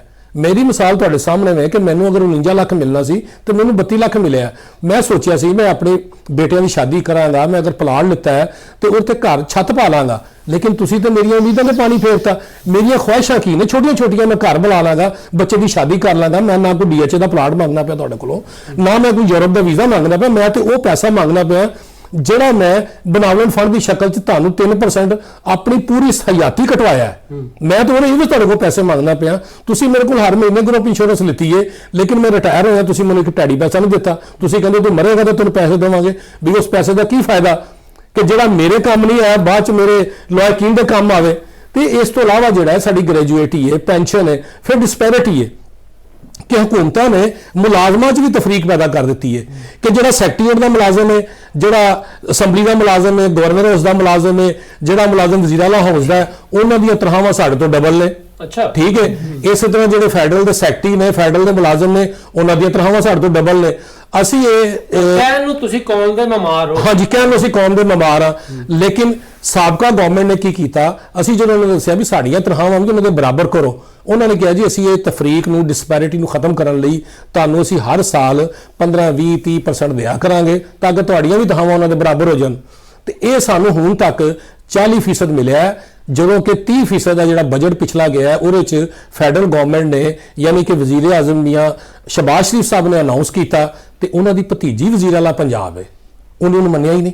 ਉਹਨੇ ਕਿਹਾ ਜੀ ਮੇਰੇ ਕੋਲ ਪੈਸਾ ਹੀ ਨਹੀਂ ਹੈਗਾ, ਮੈਂ ਕਿੱਥੋਂ ਤੁਹਾਨੂੰ ਦੇਵਾਂ ਪੈਸਾ। ਜਦੋਂ ਕਿ ਸਿੰਧ ਬਲੋਚਿਸਤਾਨ KPK ਦੇ ਵਿੱਚ 15% ਦੇਤਾ ਹੈ, ਗਿਲਗਿਤ ਬਿਲਤਿਸਤਾਨ 'ਚ ਦੇਤਾ ਹੈ, ਆਜ਼ਾਦ ਕਸ਼ਮੀਰ 'ਚ ਦੇਤਾ ਹੈ, ਫੈਡਰਲ 'ਚ ਦੇਤਾ ਹੈ। ਹੁਣ ਇਸ ਵਕਤ ਸਿੰਧ ਦਾ ਮੁਲਾਜ਼ਮ, ਬਲੋਚਿਸਤਾਨ ਦਾ ਮੁਲਾਜ਼ਮ, ਪੰਜਾਬ ਦਾ ਮੁਲਾਜ਼ਮ ਸਰਾਪਾ ਇhtਜਾਜ ਹੈ ਕਿ ਸਾਨੂੰ ਇਹ ਚੀਜ਼ਾਂ ਦਿਓ, ਨਹੀਂ ਤੇ ਫਿਰ ਉਹਨਾਂ ਕੋਲੋਂ ਵਾਪਸ ਲਓ। ਕਿਉਂ ਤਫਰੀਕ ਪੈਦਾ ਕਰਦੇ ਹੋ? ਜ਼ਿਆਦਾ ਲਾਡਲੇ ਨੇ ਜਾਂ ਜ਼ਿਆਦਾ ਕੰਮ ਕਰਦੇ ਨੇ ਤੁਹਾਡੇ ਇਸੇ ਕੋਲ? ਗੱਲ ਦੇ ਉੱਤੇ ਮਾਮਲਾ ਸਾਹਿਬ ਪੁੱਛਦੇ ਆ, ਮਾਮਲਾ ਸਾਹਿਬ ਤੁਹਾਡੇ ਜਿਹੜੇ ਸਪੈਸ਼ਲ ਸੈਕੰਡਰੀ ਸਕੂਲ ਐਜੂਕੇਟਰਸ ਨੇ ਉਹਨੂੰ ਭਰਤੀ ਹੋ ਕੇ 10-11 ਵਾਰੀ ਤੇ ਹੋ ਹੀ ਗਏ ਨੇ, ਪਰ ਕੀ ਗੱਲ ਹੈ ਕਿ ਹਜੇ ਤੱਕ ਰੈਗੂਲਰ ਨਹੀਂ ਹੁੰਦੇ ਪਏ? ਸਰ ਅਸਲ ਜਿਹੜੀ ਗੱਲ ਹੈ ਨਾ, ਜੋ ਹਾਲਾਤ ਚੱਲਦੇ ਪਏ ਨੇ ਜਾਂ ਜੋ ਸਿਚੁਏਸ਼ਨ ਨਜ਼ਰ ਆ ਰਹੀ ਹੈ ਨਾ, ਕਿਸੇ ਵੀ ਗਵਰਨਮੈਂਟ ਦਾ ਲੱਗਦਾ ਹੈ ਕਿ ਗਰੀਬ ਦਾ ਉਹਦਾ ਇਰਾਦਾ ਇਹ ਹੈ ਕਿ ਗਰੀਬ ਦੇ ਬੱਚੇ ਪੜ੍ਹਨ ਨਾ। ਗਵਰਨਮੈਂਟ ਸਕੂਲਾਂ ਦੇ ਵਿੱਚ 100% ਗਰੀਬ ਦੇ ਬੱਚਾ ਪੜ੍ਹਨ ਜਾਂਦਾ ਹੈ, ਠੀਕ ਹੈ, ਤੇ ਅਮੀਰ ਦਾ ਬੱਚਾ ਪ੍ਰਾਈਵੇਟ ਸਕੂਲ ਚਲਾ ਜਾਂਦਾ ਹੈ। ਹੁਣ ਪਾਕਿਸਤਾਨ ਦੀ ਹਿਸਟਰੀ 'ਚ ਪਹਿਲੀ ਦਫਾ ਐਸਾ ਹੋਇਆ ਕਿ 2014 ਦੇ ਵਿੱਚ ਮਾਸਟਰ ਤਾਲੀਮ, ਕਿ ਘੱਟ ਤੋਂ ਘੱਟ ਮਾਸਟਰ ਤਾਲੀਮ ਹੋਵੇ, 16 ਸਾਲਾ ਤਾਲੀਮ ਹੁੰਦੀ ਹੋਵੇ ਭਰਤੀ ਹੋਣ ਲਈ। ਔਰ ਦੂਸਰਾ, ਪਹਿਲੀ ਦਫਾ NTS ਟੈਸਟ ਦੇ ਜ਼ਰੀਏ ਭਰਤੀ ਕੀਤੀ ਗਈ ਕਿ NTS test national testing service ਦੇ ਜ਼ਰੀਏ ਭਰਤੀ ਕੀਤੀ ਗਈ, ਜਿਹਦੇ 60,000 ਤੋਂ ਜ਼ਾਇਦ ਐਲੀਮੈਂਟਰੀ ਸਕੂਲ, ਪ੍ਰਾਇਮਰੀ ਸਕੂਲ ਤੇ ਸੈਕੰਡਰੀ ਸਕੂਲ ਟੀਚਰਸ ਭਰਤੀ ਕੀਤੇ ਗਏ ਤੇ ਨਾਲ ਅਸਿਸਟੈਂਟ ਐਜੂਕੇਸ਼ਨ ਆਫੀਸਰਸ ਵੀ ਸੀ। ਹੁਣ ਤੁਸੀਂ ਅੰਦਾਜ਼ਾ ਲਾਓ ਕਿ 8 ਤੋਂ 10 ਲੱਖ ਲੋਕਾਂ ਨੇ ਇਮਤਿਹਾਨ ਦਿੱਤਾ, ਜਿੰਦੇ ਬਾਅਦ ਉਹਦੇ ਚੰਦ 3-4 ਲੱਖ ਨੇ ਪਾਸ ਕੀਤਾ, ਫਿਰ ਅੱਗੋਂ ਇੰਟਰਵਿਊ ਹੋਏ, ਮੈਰਿਟ ਲਿਸਟਾਂ ਬਣੀਆਂ ਤੇ 60,000 ਲੋਕ, ਮਤਲਬ 10,000 ਬੰਦੇ ਨਾਲ ਮੁਕਾਬਲਾ ਕਰਕੇ 60,000 ਲੋਕ ਭਰਤੀ ਹੋਏ, ਠੀਕ ਹੈ। ਔਰ 60,000 ਭਰਤੀ ਹੋਣ ਤੋਂ ਬਾਅਦ ਔਰ ਮਾਸਟਰ ਕੁਆਲੀਫਿਕੇਸ਼ਨ ਸੀ ਉਹਨਾਂ ਦੀ। ਔਰ 2014 ਤੋਂ 2018 ਦੀ ਭਰਤੀ ਦੌਰਾਨ 2014, 15, 5 ਸਾਲ ਦੀ ਮੀਆਂ ਸ਼ਵਾਸ਼ੀ ਦੇ ਦੌਰ ਦੇ ਅੰਦਰ ਇਹ ਭਰਤੀ ਕੀਤੀ ਗਈ ਔਰ ਉਹਨਾਂ ਨੂੰ 2018 ਦੇ ਵਿੱਚ ਰੈਗੂਲਰ ਉਹਨਾਂ ਹੋ ਜਾਣਾ ਸੀ ਕਾਨੂੰਨ ਦੇ ਮੁਤਾਬਕ। ਲੇਕਿਨ ਮੀਆਂ ਸਾਹਿਬ ਨੇ ਜਨਤਾ ਅੰਦਰ ਕੀ ਕੀਤਾ ਕਿ ਇੱਕ ਨਵਾਂ ਐਕਟ 2018 ਦਾ ਪਾਸ ਕਰ ਗਏ ਕਿ ਜਿਹੜੇ ਲੋਕ ਅੱਜ ਤੋਂ ਬਾਅਦ ਗ੍ਰੇਡ 16 ਸਾਡੇ ਵਾਲੇ ਨੇ, ਦੱਸ ਦਿਓ ਕਿਹੜੇ ਵਾਲੇ ਮੀਆਂ, ਵੱਡੇ ਮੀਆਂ ਸਾਹਿਬ, ਛੋਟੇ ਮੀਆਂ ਸਾਹਿਬ? ਛੋਟੇ ਮੀਆਂ ਸਾਹਿਬ ਪੰਜਾਬ ਦੇ ਵਜ਼ੀਰ ਆਲਾ ਸੀ ਉਸ ਟਾਈਮ, ਮੀਆਂ ਸ਼ਹਬਾਜ਼ ਸ਼ਰੀਫ ਸਾਹਿਬ ਜਾਣ ਲੱਗੇ ਕਾਨੂੰਨ ਪਾਸ ਕਰ ਗਏ, ਜਿਹਦੇ ਮੁਤਾਬਕ ਉਹ ਕਾਨੂੰਨ 'ਚ ਸ਼ਿਕ ਪਾ ਦਿੱਤੀ ਗਈ ਕਿ ਗ੍ਰੇਡ 16 ਤੇ ਉਹਦੇ ਉੱਤੇ ਵਾਲੇ ਜਿੰਨੇ ਟੀਚਰਸ ਨੇ ਉਹਨਾਂ ਅਗਰ ਮੁਸਤਕਿਲ ਹੋਣਾ ਹੈ ਤੇ ਦੁਬਾਰਾ ਤੋਂ ਪਬਲਿਕ ਕਮਿਸ਼ਨ ਦਾ ਇਮਤਿਹਾਨ ਦੇ ਕੇ ਆਉਂਦੇ। ਹਾਲਾਂਕਿ ਅਸੀਂ ਕਿਹਾ ਜੀ ਇਹ ਬਹੁਤ ਵੱਡੀ ਜ਼ਿਆਦਤੀ ਹੈ, ਇਹ ਜ਼ੁਲਮ ਹੈ ਕਿ ਤੁਸੀਂ ਦੇਖੋ ਜਦੋਂ ਅਸੀਂ ਆਏ ਉਸ ਟਾਈਮ ਤੇ ਐਸੀ ਕੋਈ ਸ਼ਰਤ ਮੌਜੂਦ ਨਹੀਂ ਸੀ ਔਰ ਸਾਰੇ ਹਰ ਬੰਦਾ ਆਪਣੇ ਆਪਣੇ ਰਿਜ਼ਲਟ ਦੇ ਤੌਰ ਤੇ ਬੜਾ ਅੱਛਾ ਪੜਾ ਰਿਹਾ ਔਰ ਅਸੀਂ ਉਸ ਵਾਰ ਜਦੋਂ ਸ਼ੁਰੂ ਕੀਤੀ ਹਰ ਗਵਰਨਮੈਂਟ ਨੇ ਕਿਹਾ, ਹਰ ਬੰਦੇ ਨੇ ਕਿਹਾ, ਗਵਰਨਮੈਂਟ PTI ਦੀ ਆ ਗਈ, ਉਹਨਾਂ ਨੇ ਕਿਹਾ ਜੀ ਤੁਹਾਡਾ ਮੁਤਾਲਬਾ ਬਿਲਕੁਲ ਸਹੀ ਹੈ, ਜਾਇਜ਼ ਹੈ, ਜਿੰਦੇ ਚੋਂ 14,000 ਜਿਹੜੇ SSCs AUS ਉਹਨਾਂ ਤੇ ਕਟਗਨ ਲੱਗ ਗਈ ਔਰ ਬਾਕੀ ਸਾਰਿਆਂ ਨੂੰ ਮੁਸਤਕਿਲ ਕਰ ਦਿੱਤਾ ਗਿਆ। ਪ੍ਰਾਇਮਰੀ ਸਕੂਲ ਟੀਚਰ ਤੇ ਐਲੀਮੈਂਟਰੀ ਸਕੂਲ ਰੈਗੂਲਰ ਹੋ ਗਏ ਔਰ ਜਿਹੜੇ 14,000 SSCs ਤੇ AUS ਸੀ ਉਹਨਾਂ ਨੂੰ ਉਹਨਾਂ ਦੇ ਕਟਗਨ ਲਾ ਦਿੱਤੀ ਗਈ ਔਰ ਉਹਦਾ ਇਹ ਮਸਲਾ ਬਣਿਆ ਕਿ ਅਗਰ ਅਸੀਂ ਇhtਜਾਜ ਤੇ ਗਿਆ ਸੀ ਕਿ ਦੇਖੋ ਸਾਡਾ ਜ਼ੁਲਮ ਹੋ ਰਿਹਾ ਹੈ, ਕਮ ਅਜ਼ ਕਮ ਸਾਡਾ ਵਾਅਦਾ ਕੀਤਾ ਸੀ ਕਿ ਸਾਨੂੰ ਰੈਗੂਲਰ ਕੀਤਾ ਜਾਵੇ, ਮੁਸਤਕਿਲ ਜੌਬ ਹੋਏਗੀ, ਸਿਕਿਉਰਿਟੀ ਹੋਏਗੀ ਤੇ ਅਸੀਂ ਜ਼ਹਿਨੀ ਸਕੂਨ ਦੇ ਨਾਲ ਪੜ੍ਹਾ ਸਕਾਂਗੇ ਬੱਚਿਆਂ ਨੂੰ।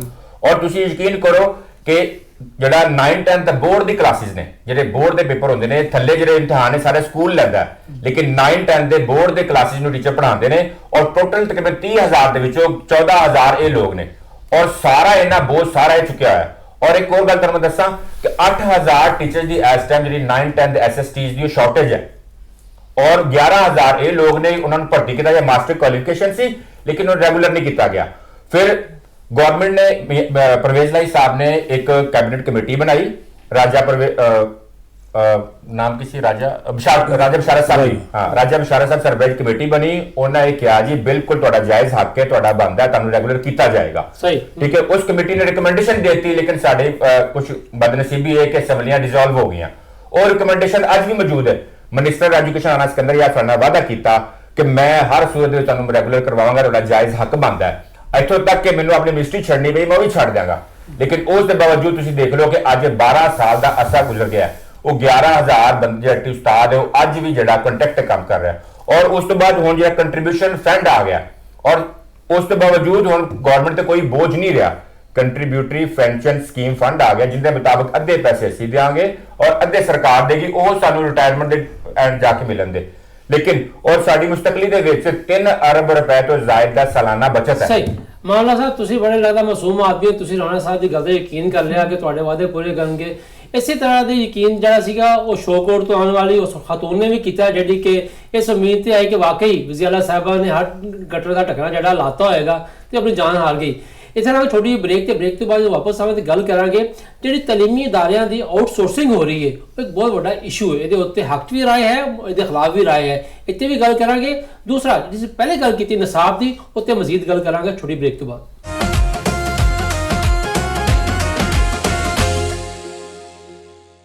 ਇੱਕ ਬਾਅਦ ਵਾਪਸ ਜੀ ਆਇਆਂ ਨੂੰ। ਜਿਸ ਤਰ੍ਹਾਂ ਕਿ ਮੈਂ ਪਹਿਲੇ ਗੱਲ ਕਰ ਰਿਹਾ ਸੀਗਾ ਕਿ ਤਾਲੀਮੀ ਅਦਾਰਿਆਂ ਦੀ ਆਊਟਸੋਰਸਿੰਗ ਦਾ ਇਸ਼ੂ ਜਿਹੜਾ ਹੈ ਉਹ ਇੱਕ ਵੱਡਾ ਇਸ਼ੂ ਹੈ। ਇਹਦੇ ਹੱਕ ਔਰ ਇਹਦੇ ਖਿਲਾਫ ਦੋਨੋਂ ਕਿਸਮ ਦੀ ਆਰਾਅ ਪਾਇਆ ਜਾਂਦੀਆਂ ਨੇ। ਤੇ ਫੈਜ਼ਲ ਸਾਹਿਬ ਤੁਸੀਂ ਦੱਸੋ ਕਿ ਆਊਟਸੋਰਸਿੰਗ ਜਿਹੜੀ ਹੈ ਇਹਦੇ ਉੱਤੇ ਕੀ ਹੱਕ 'ਚ ਕੀ ਗੱਲ ਪੁਆਇੰਟਸ ਨੇ ਤੇ ਖਿਲਾਫ ਕੀ ਪੁਆਇੰਟਸ ਨੇ, ਔਰ ਕਿਆ ਬਤੌਰ ਇੱਕ ਤਾਲੀਮਦਾਨ ਮਾਹਿਰ ਤਾਲੀਮ ਤੁਸੀਂ ਸਮਝਦੇ ਹੋ ਕਿ ਕੀ ਹੋਣਾ ਚਾਹੀਦਾ? ਜਿੱਥੇ ਤੱਕ ਆਊਟਸੋਰਸਿੰਗ ਦੀ ਕਾਲਜਸ ਦੀ ਆਊਟਸੋਰਸਿੰਗ ਦੀ ਗੱਲ ਤੁਸੀਂ ਕਰ ਰਹੇ ਹੋ ਕਿ ਇੱਕ ਤੇ ਇਹਦੀ ਕੋਈ ਵਜ੍ਹਾ ਸਾਨੂੰ ਸਮਝ ਨਹੀਂ ਆਉਂਦੀ ਕਿ ਆਊਟਸੋਰਸਿੰਗ ਗਵਰਨਮੈਂਟ ਕਿਉਂ ਕਰਨਾ ਚਾਹੁੰਦੀ ਹੈ।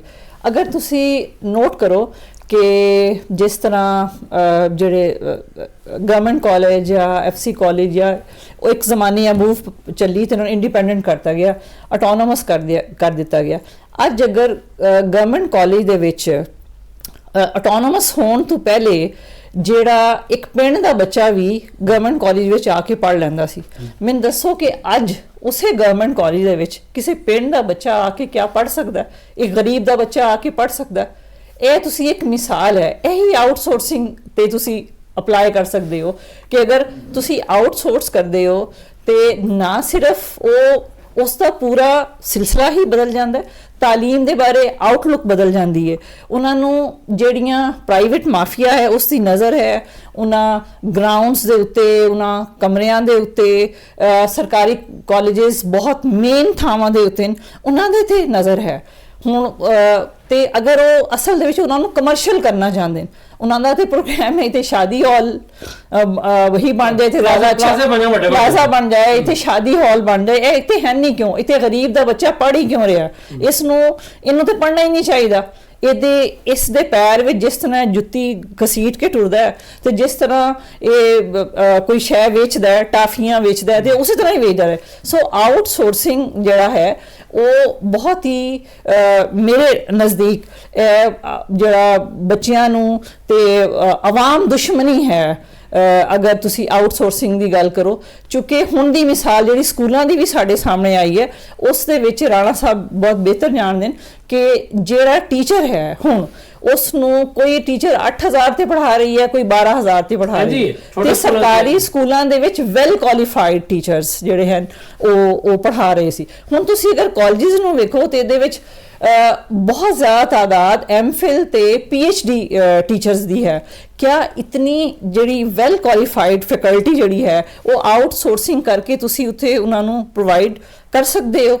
जिस तरह गवर्नमेंट अपने वो तो एक अलग गल है, गवर्नमेंट रिक्रूट ही नहीं कर रही, इस करके कि असी कहिए कि आउटसोर्सिंग करना जड़ा है ये बहुत ही ज़रूरी है। अगर जेडे करन वाले काम हैं वो इस लैवल दे उत्ते तो तुसी सब तो पहले जिस तरह हुणे निसाब दी गल हो रही सी, तुसी निसाब नूं मैं तुहानूं एक मिसाल देनी है कि अगर तुसी 11वीं जमात दी किताब वेखो, उर्दू दी तुसी किताब लैंग्वेज तुसी सिखानी है ते उस दे विच कोई एक मजमून, कोई एक नज़म, कोई एक गज़ल ऐसी नहीं है जो पंजाब दे नाल रिलेटेड होए या पाकिस्तान नाल रिलेटेड होए। ठीक है, कोई पंजाब दा कल्चर या कोई अगों ही गल कोई फ्यूचर दे बारे नानू कोई AI दे बारे दस रहे हो, इहदी बजाय UPCP दियां कहानियां साडे हीरोज वरियाम जड़े हैं वो भी कोई UPCP तो आंदे, कोई बाहर दी दुनिया जड़ी इंडियन हैं वो सारा इंडियन बैकग्राउंड उस किताब का लगता है, पंजाब का बैकग्राउंड ही नहीं लगता कि मां बोली मां धरती की गल ही कोई नहीं, किसी कोई नहीं उस दे विच तुसी सिर्फ ये नहीं कि तुसी अपना कल्चर या तुसी मतलब नवे सब्जेक्ट तुसी इंट्रोड्यूस करवा रहे हो, जिस तरह असीं गल कर सी कि एनवायरनमेंट की गल होए कोई होर गल्लां इस तरह निसाब दे बारे। सो ये आउटसोर्सिंग जिहड़ी है एक तरह जान छुड़ाउण वाली गल है कि गवर्नमेंट जिहड़ी है वो पैसा तालीम ते लाना नहीं चाहती, वो अपना पैसा बचाना चाहती है, तो वो चाहती है कि तालीम का जिहड़ा इशू है इस नूं असी ਛੱਡ ਹੀ ਦਈਏ, ਖਤਮ ਕਰ ਦਈਏ। ਇਹ ਗਵਰਨਮੈਂਟ ਦੀ ਜ਼ਿੰਮੇਵਾਰੀ ਰਹੇ ਨਹੀਂ, ਸਟੇਟ ਦੀ ਬੁਨਿਆਦੀ ਜ਼ਿੰਮੇਵਾਰੀ ਦੇ ਵਿੱਚੋਂ ਤਾਲੀਮ ਹੈ, ਤੇ ਉਹ ਤਾਲੀਮ ਤੋਂ ਹੀ ਜਾਨ ਛੁਡਾਉਣਾ ਚਾਹੁੰਦੀ ਹੈ। ਉਹ ਕਹਿੰਦੀ ਹੈ ਕਿ ਤਾਲੀਮ ਜਿਹੜਾ ਹੈ ਨਾ ਬਸ ਇਸ ਤੋਂ ਸਾਡੇ ਰਾਣਾ ਸਾਹਿਬ, ਜਿਸ ਤਰ੍ਹਾਂ ਕਿ ਫਾਇਰ ਸਾਹਿਬ ਫਰਮਾ ਰਹੀਆਂ ਨੇ, ਮੈਨੂੰ ਦੱਸਿਓ ਸਾਡੇ ਵੇਖਣ ਵਾਲੇ ਵਾਸਤੇ, ਪਹਿਲੇ ਕ੍ਰੋਕਲਮ ਬੋਰਡ ਹੁੰਦਾ ਸੀਗਾ, ਉਹਦੇ ਨਾਲ ਕਾਇਦ ਸੀਗਾ, ਫਿਰ ਪੈਕ ਸੀ, ਫਿਰ ਤਿੰਨਾਂ ਨੂੰ ਮਿਲਾ ਕੇ ਪੈਕਟਾ ਬਣਾਤਾ ਗਿਆ। ਇੱਕ ਤੇ ਇਹਦਾ ਕੋਈ ਫਾਇਦਾ ਵੀ ਹੋਇਆ ਕਿ ਨਹੀਂ? ਦੂਸਰਾ, ਜਿਹੜੀ ਆਊਟਸੋਰਸਿੰਗ ਦੀ ਅਸੀਂ ਗੱਲ ਹੋ ਕੇ ਲੈ ਕੇ ਚੱਲਦੇ ਹਾਂ ਕਿ ਸੁਣਿਆ ਕਿ ਪੰਜਾਬ ਹੁਕੂਮਤ ਨੇ ਕੁਝ ਸਕੂਲ ਜਿਹੜੇ ਅਡਾਪਟ ਕੀਤੇ ਨੇ, ਉਹਦੇ ਕੀ ਨਤੀਜੇ ਆਏ ਨੇ? ਅੱਛਾ ਰਿਜ਼ਵਾਨ ਸਾਹਿਬ, ਜਿਹੜੀ ਆਊਟਸੋਰਸਿੰਗ ਹੈਗੀ ਹੈ ਨਾ, ਇਹਨੂੰ ਤੁਸੀਂ ਠੇਕੇਦਾਰੀ ਨਿਜ਼ਾਮ ਕਹਿ ਸਕਦੇ ਹੋ ਕਿ ਜੀ ਆ ਇੱਕ ਬੱਚਾ ਹੈਗਾ ਤੇ ਤੈਨੂੰ ਅਸੀਂ ਕੋਈ 700 ਰੁਪਏ ਦੇ ਦਾਂਗੇ ਮਹੀਨੇ ਦਾ, ਤੇ ਤੂੰ ਇਹਨੂੰ ਪੜ੍ਹਾ, ਤੂੰ ਜਿਸ ਤਰ੍ਹਾਂ ਮਰਜ਼ੀ ਪੜ੍ਹਾ, ਭਾਵੇਂ ਮੈਟ੍ਰਿਕ ਪਾਸ ਪੜ੍ਹਾਵੇ, ਭਾਵੇਂ ਕੋਈ FA ਪਾਸ ਪੜ੍ਹਾਵੇ, ਠੀਕ ਹੈ। ਬੁਨਿਆਦੀ ਵਜ੍ਹਾ ਹੈਗੀ ਕਿ ਆਊਟਸੋਰਸਿੰਗ ਹੁੰਦੀ ਕਿਉਂ, ਠੇਕੇਦਾਰੀ ਨਿਜ਼ਾਮ ਤੇ ਕਿਉਂ ਗਵਰਨਮੈਂਟ ਜਾ ਰਹੀ ਹੈ। ਵੀ ਸਭ ਤੋਂ ਪਹਿਲੇ ਤਾਂ ਤੁਸੀਂ ਇਹ ਦੇਖੋ ਨਾ ਕਿ ਤੁਸੀਂ ਇੱਕ ਪ੍ਰਾਇਮਰੀ ਸਕੂਲ ਬਣਾਇਆ ਤੇ ਉੱਥੇ ਤੁਸੀਂ 6 ਉਸਤਾਦ ਦੇਣ ਸਨ, 6 ਕਲਾਸਾਂ ਸਨ, ਤੇ ਤੁਸੀਂ ਉੱਥੇ 4 ਟੀਚਰ ਦਿੱਤੇ ਤੇ 2 ਕਮਰੇ ਬਣਾ ਦਿੱਤੇ। ਤੁਸੀਂ ਕਹੇ ਜੀ ਇਹਨੂੰ ਚਲਾਓ। ਉੱਥੋਂ ਟੀਚਰ ਆਸਤਾ ਆਸਤਾ ਕੋਈ ਰਿਟਾਇਰ ਹੋ ਗਿਆ, ਕੋਈ ਪ੍ਰਮੋਟ ਹੋ ਗਿਆ, ਉੱਥੇ 2 ਰਹਿ ਗਏ ਬੱਚੇ, ਉੱਥੇ 70-80 ਰਹਿ ਗਏ, ਕਲਾਸਾਂ ਉੱਥੇ 2 ਰਹਿ ਗਈਆਂ, ਕਲਾਸਰੂਮ ਉੱਥੇ 2 ਰਹਿ ਗਏ। ਤੁਸੀਂ ਕਹੇ ਜੀ ਇਹ ਟੀਚਰ ਵੀ ਨਾਹਲ ਹੈਗੇ ਨੇ, ਇਹ ਪੜ੍ਹਾ ਨਹੀਂ ਸਕਦੇ, ਇਹਨਾਂ ਕੋਲ ਤਦਾਦ ਬੜੀ ਘੱਟ ਹੈ। ਉਹ ਬੰਦੇ ਖੁਦਾ ਦੇ ਹੋ ਕਿ 6 ਕਲਾਸਾਂ ਨੂੰ ਅਗਰ 2 ਟੀਚਰ ਪੜ੍ਹਾ ਰਹੇ ਨੇ, 70 ਜਾਂ 80 ਜਾਂ 100 ਬੱਚਾ ਲੈ ਕੇ ਬੈਠੇ ਨੇ, ਤੁਸੀਂ ਉਹਨਾਂ ਦੀ ਹਿੰਮਤ ਵਧਾਓ, ਉਹਨਾਂ ਨੂੰ ਐਪਰੀਸ਼ੀਏਟ ਕਰੋ, ਉਹਨਾਂ ਦਾ ਹੌਸਲਾ ਵਧਾਓ, ਉਹਨਾਂ ਨੂੰ ਕੋਈ ਇਨਸੈਂਟਿਵ ਦਿਓ ਕਿ ਤੁਸੀਂ ਲੱਗੇ ਤੇ ਹੋਏ ਜੇ ਕੰਮ ਕਰਨ ਨੂੰ, ਤੁਹਾਨੂੰ ਟੀਚਰ ਚਾਹੀਦੇ ਨੇ, ਅਸੀਂ ਦੇ ਦਿੰਦੇ ਹਾਂ। ਲੇਕਿਨ ਆਪਣੀ ਜਾਨ ਛੁਡਾਉਣ ਲਈ ਆਪਣੇ ਅਖਰਾਜਾਤ ਜਿੱਥੇ ਘਟਾਣੇ ਚਾਹੀਦੇ ਨੇ, ਸਕੂਲ 68,000 ਸਨ ਤੇ ਸੈਕਟਰੀ ਸਕੂਲ ਤੇ ਹਾਇਰ ਐਜੂਕੇਸ਼ਨ ਇੱਕ ਹੁੰਦਾ ਸੀ, ਹੁਣ ਸਕੂਲ ਰਹਿ ਗਏ ਨੇ 37,000 ਤੇ ਹਾਇਰਾਰਕੀ ਉਸ ਤੋਂ ਵੱਡੀ ਬਣ ਗਈ ਹੈ, ਠੀਕ ਹੈ। ਇਹ ਪੈਫ ਜਿਹੜਾ ਪੰਜਾਬ ਐਜੂਕੇਸ਼ਨ ਫਾਊਂਡੇਸ਼ਨ ਬਣਾਇਆ ਗਿਆ ਸੀ, ਇਹ ਬੇਸਿਕਲੀ ਪ੍ਰਾਈਵੇਟ ਸੈਕਟਰ ਨੂੰ ਗਵਰਨਮੈਂਟ ਧਾਰੇ ਚਲਾਉਣ ਲਈ ਬਣਾਇਆ ਗਿਆ ਸੀ। ਇਹਦਾ ਬੁਨਿਆਦੀ ਮਕਸਦ ਇਹ ਸੀ ਕਿ ਅਸੀਂ ਪ੍ਰਾਈਵੇਟ ਸਕੂਲਾਂ ਨੂੰ ਮਦਦ ਦਈਏ ਤਾਂ ਕਿ ਉੱਥੇ ਗਰੀਬ ਦੇ ਬੱਚੇ ਪੜ੍ਹ ਸਕਣ। ਇਹਨਾਂ ਨੇ ਇਸ ਆੜ ਦੇ ਵਿੱਚ ਵੱਡੀਆਂ ਇਹ ਪੰਜਾਬ ਜਿਹੜਾ ਸਕੂਲ ਤੁਹਾਡਾ ਬਣਿਆ ਹੈ, ਇਹਨੂੰ ਜਿਹੜੀ ਜ਼ਮੀਨ ਅਲਾਟ ਹੋਈ ਸੀ ਪੰਜਾਬ ਐਜੂਕੇਸ਼ਨ ਫਾਊਂਡੇਸ਼ਨ ਨੇ ਦਿੱਤੀ ਸੀ, ਫਿਰ ਇਹਨਾਂ ਨੂੰ ਬਿਲਡਿੰਗ ਬਣਾਉਣ ਲਈ ਕਰਜ਼ੇ ਦਿੱਤੇ ਗਏ, ਲੇਕਿਨ ਅੱਜ ਉਹਨਾਂ ਦੀਆਂ ਫੀਸਾਂ ਦੇਖੋ ਅਸਮਾਨਾਂ ਤੇ ਗੱਲਾਂ ਕਰ ਰਹੀਆਂ ਨੇ। ਤੇ ਲਿਹਾਜ਼ਾ ਮੈਂ ਸਮਝਣਾ ਕਿ ਆਊਟਸੋਰਸਿੰਗ ਜਿਹੜੀ ਹੈ ਇਹ ਹਕੂਮਤ ਦੇ ਮੱਥੇ ਉੱਤੇ ਇੱਕ ਬਦਨੁਮਾ ਦਾਗ ਹੈ ਕਿ ਤੁਸੀਂ ਨਾਕਾਮ ਹੋ ਗਏ ਹੋ। ਉਸਤਾਦ ਨਾਕਾਮ ਨਹੀਂ ਹੋਇਆ, ਉਸਤਾਦ ਨੇ ਤਾਂ 70-80 100 ਬੱਚੇ ਲੈ ਕੇ ਉੱਥੇ ਬੈਠਾ ਰਿਹਾ। ਤੁਸੀਂ ਉੱਥੇ ਟੀਚਰ ਪ੍ਰੋਵਾਈਡ ਨਹੀਂ ਕੀਤੇ, ਤੁਸੀਂ ਉੱਥੇ ਕਲਾਸਰੂਮ ਪ੍ਰੋਵਾਈਡ ਨਹੀਂ ਕੀਤੇ, ਜਿਹੜੇ ਹੁਣ ਤੁਸੀਂ ਪ੍ਰੋਵਾਈਡ ਕਰਨੇ ਸ਼ੁਰੂ ਕਰ ਦਿੱਤੇ ਨੇ ਕਿ ਜੀ ਅਸੀਂ ਕਲਾਸਰੂਮ ਬਣਾ ਦਿੰਦੇ ਹਾਂ ਉੱਥੇ, ਲੇਕਿਨ ਜਦੋਂ ਤੁਸੀਂ ਬਣਾਣੇ ਸਨ ਉਦੋਂ ਬਣਾਏ ਨਹੀਂ, ਤੇ ਹੁਣ ਜਿਹੜੇ ਬਚ ਗਏ ਨੇ ਤੁਸੀਂ ਉਹਨਾਂ ਨੂੰ ਸ਼ੁਰੂ ਕੀਤਾ। ਅੱਛਾ ਕਦਮ ਹੈਗਾ ਕਿ ਤੁਸੀਂ ਸਕੂਲ ਕੌਂਸਲਰ ਦੇ ਜ਼ਰੀਏ ਉੱਥੇ ਜਿਹੜਾ ਕਮਰਾ CNW ਬਣਾਉਂਦਾ ਸੀ 40-40 ਲੱਖ ਦਾ, ਤੁਸੀਂ ਮਿਨਿਸਟਰ ਸਾਹਿਬ ਜਿਹੜੇ ਨੇ ਜਾਂ ਸੈਕਟਰੀ ਸਾਹਿਬ ਨੇ, ਉਹਨਾਂ ਨੇ ਸਕੂਲ ਕੌਂਸਲਰਾਂ ਨੂੰ ਐਕਟਿਵ ਕਰਕੇ ਉੱਥੇ 12 ਤੋਂ 15 ਲੱਖ ਚੋਂ ਕਮਰਾ ਬਣਾਉਣਾ ਸ਼ੁਰੂ ਕਰਤਾ ਹੈ। ਟਾਇਲਟ ਜਿਹੜੀਆਂ ਉਹ ਬਣਾਉਂਦੇ ਸਨ 10-10 ਲੱਖ ਦੇ ਵਿੱਚ, ਤੁਸੀਂ 3-3 4-4 ਲੱਖ ਚ ਬਣਾਈਆਂ ਸ਼ੁਰੂ ਕਰ ਦਿੱਤੀਆਂ ਨੇ। ਅੱਛਾ ਕਦਮ ਹੈ, ਲੇਕਿਨ ਇਹ ਤੁਹਾਨੂੰ ਚਾਹੀਦਾ ਸੀ ਸਕੂਲ ਆਊਟਸੋਰਸ ਕਰਨਾ।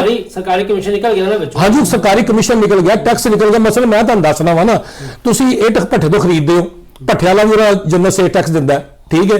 ਤੁਸੀਂ ਸੀਮੈਂਟ ਖਰੀਦਦੇ ਹੋ, ਫੈਕਟਰੀ ਵੀ ਸੇਲ ਟੈਕਸ ਦਿੰਦੀ ਹੈ। ਉਸ ਤੋਂ ਬਾਅਦ ਤੁਸੀਂ ਬਜਰੀ ਖਰੀਦਦੇ ਹੋ, ਸੇਲ ਟੈਕਸ ਦਿੰਦੇ ਹੋ, ਮਾਲਕ ਦਿੰਦਾ ਫੈਕਟਰੀ ਦਾ। ਲੇਕਿਨ ਜਦੋਂ ਤੁਸੀਂ ਸਕੂਲੇ ਲੈ ਆਉਂਦੇ ਹੋ ਖਰੀਦ ਕੇ, ਤੁਸੀਂ ਫਿਰ ਉਹਦਾ ਟੈਕਸ ਦਿੰਦੇ ਹੋ ਕਿ ਡਬਲ ਟੈਕਸੇਸ਼ਨ ਦੀ ਵਜ੍ਹਾ ਤੋਂ ਜਾਂ ਕਮਿਸ਼ਨਾਂ ਦੀ ਵਜ੍ਹਾ ਤੋਂ ਉਹ ਮਿਆਰ ਜਿਹੜਾ ਮਿਆਰ ਸੀ ਉਹ ਵੀ ਗਿਰਦਾ ਸੀ ਤੇ ਉਹਦੀ ਕਾਸਟ ਵੀ ਵੱਧਦੀ ਸੀ। ਲੇਕਿਨ ਹੁਣ ਚੁੱਕੇ ਤੁਸੀਂ ਸ਼ੁਰੂ ਕੀਤਾ। ਦੂਜੀ ਆ ਗਈ ਪੈਕਟਾਂ ਦੀ ਗੱਲ। ਇਹਨਾਂ ਨੇ Punjab tax board curriculum authority, ਉਸ ਤੋਂ ਬਾਅਦ ਸਾਡਾ ਕਾਇਦ, ਉਸ ਤੋਂ ਬਾਅਦ ਪੰਜਾਬ ਐਗਜ਼ਾਮੀਨੇਸ਼ਨ ਕਮਿਸ਼ਨ ਨੂੰ ਇਹਨਾਂ ਨੂੰ ਯਕਜਾ ਕਰਕੇ ਇੱਕ ਪੈਕਟਾ ਬਣਾਤਾ, ਤਿੰਨਾਂ ਨੂੰ ਇਕੱਠਾ ਕਰਤਾ। ਲੇਕਿਨ ਉਹ ਸਟਾਰਟ ਇੱਕ ਬੜਾ ਅੱਛਾ, ਯਾਨੀ ਕਿ ਮਿਨਿਸਟਰ ਸਾਹਿਬ ਵੀ ਉਹਨੂੰ ਬੜਾ ਅੱਛਾ ਲੁੱਕ ਆਫਟਰ ਕਰ ਰਹੇ ਸਨ। ਲੇਕਿਨ ਹੁਣ ਸੁਣਨ ਚ ਆਇਆ ਕਿ ਉੱਥੇ ਵੀ ਕੁਝ ਜਿਹੜੇ ਨਾ ਤਹਫਜ਼ਾਤ ਦਾ ਇਜ਼ਹਾਰ ਕੀਤਾ ਗਿਆ ਕਿ ਜਿਹੜੀਆਂ ਉੱਥੇ ਤਕਰਰੀਆਂ ਹੋ ਰਹੀਆਂ ਨੇ ਜਾਂ ਉਹਨਾਂ ਦੇ ਉੱਤੇ ਜਿਹੜਾ ਨਾ ਕੋਈ ਜਿਹੜੀਆਂ ਉਹਨਾਂ ਦੀਆਂ ਤਨਖਾਹਾਂ ਮੁਕਰਰ ਨੇ, ਉਹਨਾਂ ਦਾ ਕੋਈ ਅਖਰਾਜਾਤ ਜਿਹੜੇ ਨੇ ਬਹੁਤ ਜ਼ਿਆਦਾ ਨੇ, ਯਾਨੀ ਕਿ ਉੱਥੇ ਵੀ ਯਾਨੀ ਕਿ ਉਹਦੇ ਵੀ ਉਂਗਲੀਆਂ। ਹੁਣ ਗੱਲ ਸਵਾਲ ਇਹ ਹੈ ਕਿ ਯਾਰ ਤੁਸੀਂ ਤਾਂ ਉਹਨੂੰ ਇਕੱਠਾ ਕੀਤਾ ਸੀ ਕਿ ਅਸੀਂ ਬਿਹਤਰੀ ਲਿਆਵਾਂਗੇ, ਤੇ ਜੇ ਉਹ ਹੀ ਮੁਤਨਾਜ਼ਾ ਹੋ ਗਿਆ, ਉਹਦੇ ਤੇ ਉਂਗਲੀਆਂ ਉੱਠਣੀਆਂ ਸ਼ੁਰੂ ਹੋ ਗਈਆਂ, ਤੇ ਫਿਰ ਇਹਦਾ ਮਤਲਬ ਹੈ ਤੁਹਾਡੇ ਤੇ ਉਹ ਮਕਸਦ ਤਾਂ ਖਤਮ ਹੋ ਗਿਆ ਨਾ। ਤੇ ਫਿਰ ਬਿਹਤਰ ਹੈਗਾ ਕਿ ਤੁਸੀਂ ਇਹਨੂੰ ਉਸੇ ਹਾਲਤ 'ਚ ਰਹਿਣ ਦਿਓ, ਉਸੇ ਹਾਲਤ 'ਚ ਇਹਨੂੰ ਚੱਲਣ ਦਿਓ, ਤੇ ਉਹਦੇ 'ਚ ਅਗਰ ਕੋਈ ਕਮੀ ਬੇਸ਼ੀ ਹੈਗੀ ਹੈ ਤੇ ਉਹਨੂੰ ਜਿਹੜਾ ਨਾ ਰੈਕਟੀਫਾਈ ਕਰ ਲਓ, ਉਹਨੂੰ ਖਤਮ ਕਰ ਦਿਓ ਤੇ ਉਹਨੂੰ ਅੱਛੇ ਪਾਸੇ ਲੈ ਕੇ ਚੱਲੋ। ਬਦਕਿਸਮਤੀ ਮੈਂ ਜਿਹੜੀ ਬਾਰ-ਬਾਰ ਇਹ ਗੱਲ ਕਰਨਾ ਚਾਹ ਰਿਹਾ ਵਾਂ ਕਿ ਸਾਡੇ ਮੁਲਕ 'ਚ ਕੋਈ ਐਸਾ ਕਮਿਸ਼ਨ ਨਹੀਂ ਹੈਗਾ ਕਿ ਜਿਹੜਾ ਇੱਕ ਪਾਲਿਸੀ ਬਣਾਵੇ, ਗਵਰਨਮੈਂਟ ਜਿਹੜੀ ਮਰਜ਼ੀ ਆਵੇ ਉਹ ਉਸ ਪਾਲਿਸੀ, ਉਹ ਕਮਿਸ਼ਨ ਜਿਹੜਾ ਹੈ ਉਸ ਪਾਲਿਸੀ ਨੂੰ ਲੈ ਕੇ ਚੱਲੇ। ਹਾਂ 10 ਸਾਲ ਬਾਅਦ ਅਗਰ ਤੁਹਾਡਾ ਨਿਸਾਬ ਫਰਜ਼ ਕਰੋ ਉਹ 'ਚ ਕੋਈ ਕਮੀ ਬੇਸ਼ੀ ਆ ਗਈ ਹੈ, ਉਸਤਾਦ ਦੀ ਰਿਕਰੂਟਮੈਂਟ 'ਚ ਕੋਈ ਕਮੀ ਬੇਸ਼ੀ ਆ ਗਈ ਹੈ, ਜਾਂ ਉਹਦੇ ਸਰਵਿਸ ਸਟਰਕਚਰ 'ਚ ਕੋਈ ਤੁਸੀਂ ਬਿਹਤਰੀ ਲਿਆਉਣਾ ਚਾਹੁੰਦੇ ਹੋ, ਤਾਂ ਤੁਸੀਂ ਦੇਖੋ ਕਿ ਜਿਹੜੀਆਂ ਚੀਜ਼ਾਂ ਅਸੀਂ ਪਹਿਲੇ ਬਣਾਈਆਂ ਸਨ ਇਹਨਾਂ 'ਚ ਕੋਈ ਕਮੀ ਬੇਸ਼ੀ ਹੈਗੀ ਤਾਂ ਦੁਰਸਤ ਕਰ ਲੈਂਦੇ ਹਾਂ। ਮਾਨਵਲਾ ਸਾਹਿਬ, ਮੈਂ ਤੁਹਾਨੂੰ ਇੱਕ ਵੱਖਰਾ ਕਿਸਮ ਦਾ ਸਵਾਲ ਕਰਨਾ ਚਾਹੁੰਦਾ, ਜਿਹੜਾ ਕਿ ਮੈਂ ਵੀ ਇੱਕ ਬਾਪ ਹਾਂ, ਠੀਕ ਹੈ ਨਾ ਜੀ, ਹਰ ਮਾਂ-ਬਾਪ ਜ਼ਿਹਨ 'ਚ ਹੈ ਇਸ ਟਾਈਮ।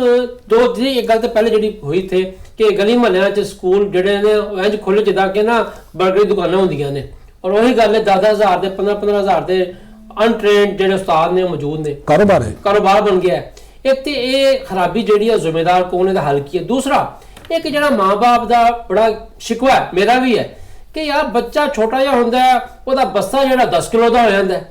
ਔਰ ਛੋਟੇ ਸਕੂਲ ਜਿਹੜੇ ਨੇ ਖਾਸ ਤੌਰ ਤੇ ਗਲੀ ਮੁਹੱਲੇ ਖੁੱਲੇ ਨੇ ਜਾਂ ਵੱਡੇ ਸਕੂਲ ਵੀ, ਉਹ ਸਿਰਫ ਆਪਣਾ ਇੱਕ ਤਸਵਰ ਬਣਾਉਣ ਵਾਸਤੇ ਧੜਾ ਤੱਕ ਕਿਤਾਬਾਂ ਜਿਹੜੀਆਂ ਮਹਿੰਗੇ ਤੋਂ ਮਹਿੰਗੀਆਂ ਦੇ ਦਿੰਦੇ ਨੇ। ਇਹਦਾ ਹੱਲ ਕੀ ਹੈ? ਸਰ ਜੀ, ਤੁਹਾਡਾ ਇਹ ਸਵਾਲ ਬਹੁਤ ਅੱਛਾ ਹੈ। ਇਹ ਕਿਸੇ ਨੇ ਨਾ ਬੜੇ ਪਲਾਨ ਤੇ ਸ਼ਾਤਰ ਦਿਮਾਗ ਵਾਲੇ ਬੰਦੇ ਨੇ ਐਜੂਕੇਸ਼ਨ ਦਾ ਬੇੜਾ ਗਰਕ ਕਰਨ ਲਈ ਨਾ, ਜਾਂ ਕਹਿ ਲਓ ਕਿ ਗਰੀਬ ਦੇ ਬਾਲ ਪੜੇ ਨਾ, ਉਹਦਾ ਬੇੜਾ ਗਰਕ ਕਰਨ ਲਈ ਬੜੀ ਲੰਮੀ ਪਲੈਨਿੰਗ ਕੀਤੀ ਗਈ। 2018 ਤੋਂ ਲੈ ਕੇ 2026 ਆ ਗਿਆ, ਕਿਸੇ ਇੱਕ ਵੀ ਸਕੂਲ 'ਚ ਕੋਈ ਭਰਤੀ ਨਹੀਂ ਕੀਤੀ ਗਈ ਜਾਣ ਬੁੱਝ ਕੇ। ਔਰ ਇਹਦਾ ਨੁਕਸਾਨ ਕੀ ਹੋਇਆ ਕਿ ਜਦੋਂ ਟੀਚਰ ਇੱਕ, ਅਗਰ ਰਾਣਾ ਸਾਹਿਬ ਜਿਸ ਤਰ੍ਹਾਂ ਗੱਲ ਕੀਤੀ ਸੀ ਕਿ ਇੱਕ ਸਕੂਲ ਦੇ 100 ਬੱਚਾ ਹੈ, ਨਰਸਰੀ ਕਲਾਸ ਤੋਂ ਲੈ ਕੇ 5ਵੀਂ ਕਲਾਸ ਤੱਕ 6 ਕਲਾਸਾਂ ਨੇ, ਔਰ 3-4 ਲੋਕ ਚਲੇ ਗਏ, ਇੱਕ ਟੀਚਰ ਜਿਹੜਾ ਸਿੰਗਲ ਟੀਚਰ ਉਹ 1 ਨੂੰ ਵੀ ਪੜ੍ਹਾ ਰਿਹਾ, 2 ਨੂੰ ਵੀ, 3 ਨੂੰ ਵੀ, 4 ਨੂੰ ਵੀ, 5 ਨੂੰ ਵੀ, 7 ਸਾਲ ਤੱਕ ਇਕੱਲਾ ਪੜ੍ਹਾਉਂਦਾ ਰਿਹਾ 100 ਬੱਚਾ ਲੈ ਕੇ, ਔਰ ਵਾਲਿਦਾਂ ਨੂੰ ਔਰ ਬੜਾ ਅੱਛਾ ਪੜ੍ਹਾਉਂਦਾ ਰਿਹਾ। और लेकिन जानबूझ के भर्ती नहीं की गई और बाद चो 2026 आके एकदम एक कहता गया जी इस स्कूल च तादाद है ही नहीं, लिहाजा इनू आउटसोर्स करता जाए जी।